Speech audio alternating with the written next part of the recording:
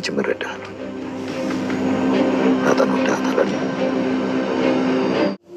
እናትሽ ናፍቃሽ ነው? አንቺ እናቴ ነሽ እንዴ? በጣም ይቅርታ። አረ ችግር የለውም። ከምር ግን ናታን አባቴ ቢሆን ምን ትላለህ? ይህ በጣም ይገርመኛል። አባዬ ከማዬ ውጭ ሄዶ እንደዚህ ነገር ያደርጋል ብዬ አላስብም። አባዬ ደግሞ አባትሽ ከሆነ ማዬ እናትሽ ነች ማለት ነው። አይ ተይ፣ አንቺን ግን ደህና ነሽ? አይ እኔ ቆንጆ። ቆይ አሁን አንተን ማላይበት የት ቦታ ልሂድ? እኔ የትም ብትሄጂ እከተልሻለሁ። ለምን ጠፈር ላይ አትወጪም? ስማ፣ እኔ አንተ ፍቅረኛ ከመሆን 10 ጊዜ በሞት መርጣለሁ። እሺ? እና ደግሞ ይሄ ፊትን በመስዋዕት አይተው ታውቃለህ? እኔ እንጃ መሰለኝ። አዎ ሰው እኮ አመስለኝ። ችግር የለውም ዋና ሰው መሆን እንጂ ሰው መምሰል አይደለም እኮ። ይሄ ማይረባ ችግር የለም ይለኛል እንዴ?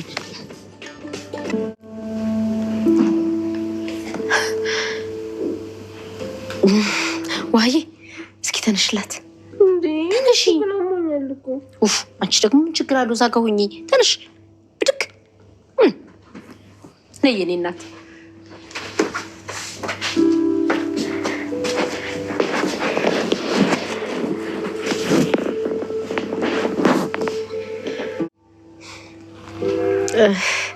እርግጠኛ ነሽ ምንም አልሆንሽም? አዎ ምንም አልሆንኩም።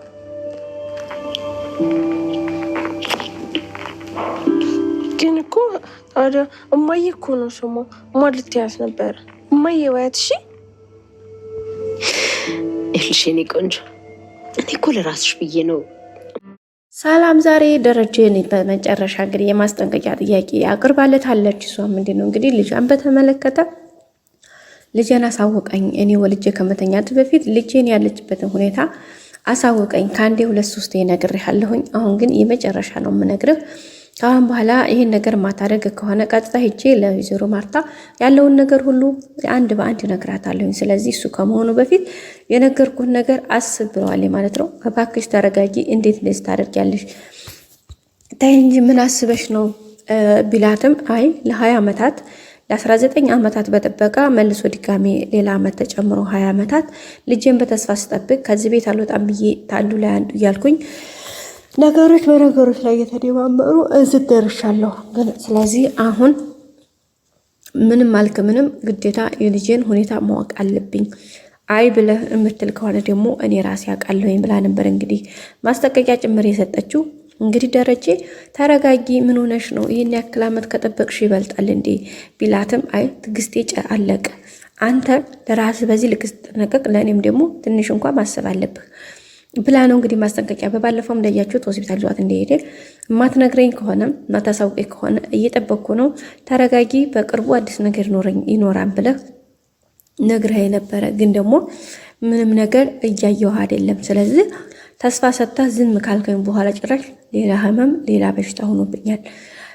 የሚገርመው ነገር ልጄን አሳውቀኝ እያልኩ ችግር በቆየ ቁጥር ሌላ ችግር ይፈጥራል። ለዛም እንግዲህ ልጄን ንገረኝ እያልኩ የልጄን ሁኔታ አሳውቀኝ እያልኩ ባለመናገር ሁለተኛ እንዲያረግዙኝ ተገድጃለሁ። ስለዚህ አሁንም ደግሞ ሌላ ነገር እንዲፈጠር አትጋብዘኝ ብላ ነው የነገረችው። ጋሽ ደረጀም እንግዲህ ምን ማለት ነው? እሱ ደግሞ የምን ማርገዝ ነው የምታወሩ ቢላትም እሱን ለእኔ ተወውና ግን አሁን የጠየኩን ብቻ መልስ፣ አለበለዚያ ግን ለወይዘሮ ማርታ ሂጄ ሁሉንም ነገር አንድ በአንድ እነግራታለሁኝ። ከዛ በኋላ ድብልቅልቁ ይወጣል። እኔም አንተም የሚሆነውና አብረን እናያለን ነበር ያለችውና ይህን ነገር ጭራሽ እንዳታስቢው። ምክንያቱም ይህን ነገር ለማድረግ አስበሽ ማርታ ጋር ስትሄጂ ማርታ እዛው ፊትሽ በደቂቃ ራሷን እንደምትስት እንደምትሞትም ታውቂያለሽ። ስለዚህ ይህን ነገር በጭራሽ እንዳታደርጊው ነበር ያላት። አይ እሱን ከማድረግማ ወደኋላ አልልም። ምክንያቱም ልጄን ወልጄ ተመተኛቴ በፊት ልጄን ያለችበት ሁኔታ ማወቅ እፈልጋለሁ።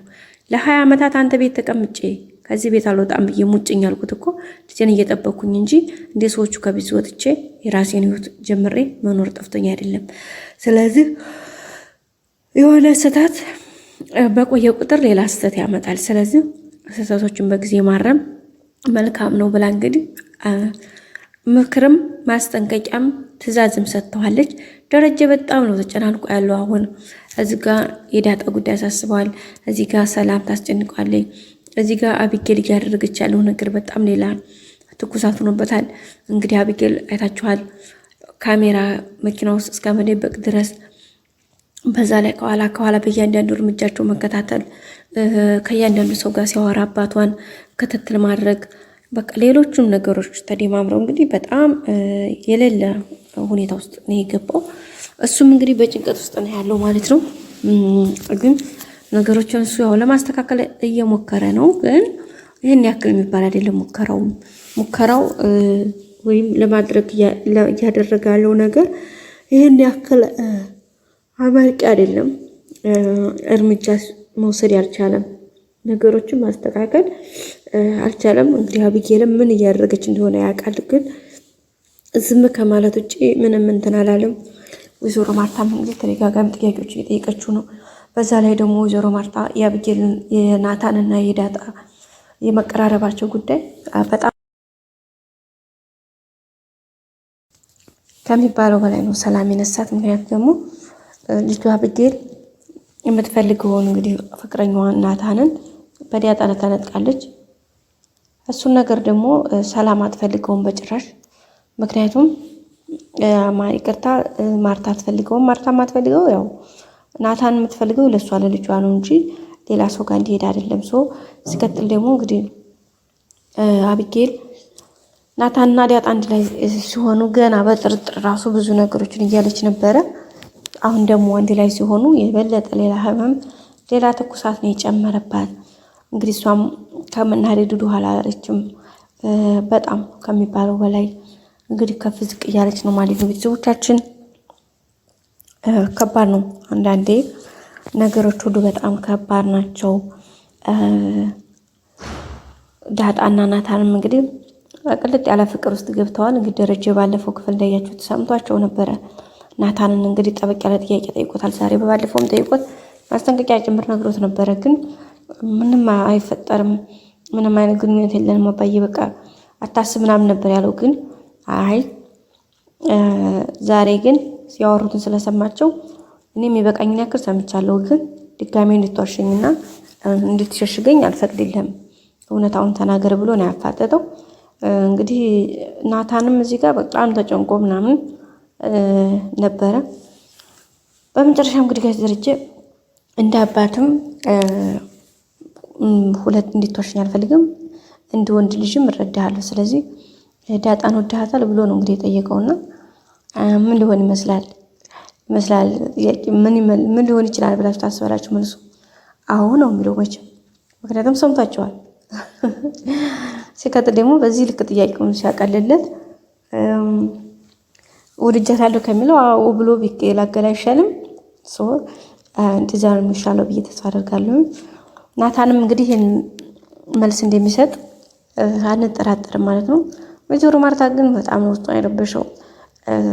እሱ ብቻ ሳይሆን ምክንያቱም አቢጌልም እየተከታተለቻቸው ነበረ። እንግዲህ ናታንና ዳጣ አባዬ ሆነው አንድ ክላስ ውስጥ እያወሩ ነበረ። ምን አስበው ነው እያለቻት ነበር። እና ለወይዘሮ ማርታ እንግዲህ ማርታም ረፊ አርፈሽ ተቀመጭ፣ ለምንድን ነው እኔን ማሰሙኝ? ልጃችሁ አይደለሁም እያለ ነበር አቢጌልና አዎ ልጃችን አይደለሽም፣ በቃ አርፈሽ ተቀመጭ፣ ተይኝ፣ በቃ ተይኝና ከክላሴ ሁሉ ውጭልኝ ብላ ነው እንግዲህ አባረረቻት። ሌላው ደግሞ እንግዲህ ዳጣ ናት። ዳጣ ወይዘሮ ማርታን እንግዲህ እናቴ ነሽ ብላ ጠይቃታለች። እሱንም ለመጠየቅም እንግዲህ የተገደደችው ናታንና ዳጣ ነገሮችን ሲያወሩ አባዬ ወይም ደረጀ አባትሽ ነው ወይ ያላችሁ ግንኙነት እሱ ላንቺ አንቺ ለሱ የምታደርጉት ነገር በቃ አባትና ልጅ ነው የሚመስለው። በዛ ላይ የሆነ ነገራችሁ ይመሳሰላል እና አባትሽ ነው ወይ ሲላት ነበረና ቢሆን ምን ትላለህ ነበር ያለችው ናታንና አይ መቼም አባዬ ሌላ ሴት ጋር ሄዶ ወልዶሽ ነው አይደለም። ስለዚህ አባዬ አባትሽ ከሆነማ ወይዘሮ ማርታም እናትሽ ነሽ ማለት ነው ብሎ ነበር የመለሰና እንግዲህ በዛ ስሜት ውስጥ ደንግጣ ነበር የመጣችውና ወይዘሮ ማርታን እንግዲህ እስኪ ራሴ እንዳብሽ ምናምን ነበር አለቻት። በመጨረሻም እንግዲህ እናቴ ነሽ ብላ ጠይቃታለች። ምን ልትል ትችላለች? አሁን ላይ ነገሩ ፍጻሜ ያገኝ ይመስላል። በቀጣይ ክፍል እንገናኝ። እናትሽ ናፍቃሽ ነው? አንቺ እናቴ ነሽ?